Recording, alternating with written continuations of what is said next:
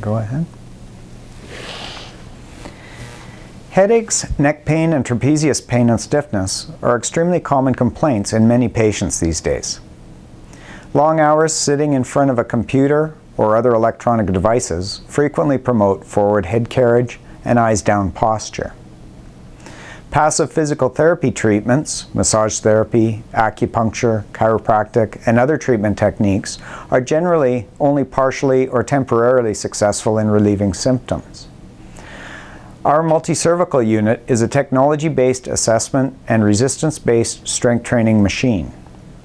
The first session involves measuring the patient's neck strength in forward flexion, side flexion, and extension.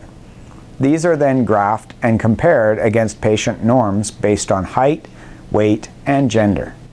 This allows us to easily identify areas of relative weakness that can be safely and effectively improved with a resistance weight training program.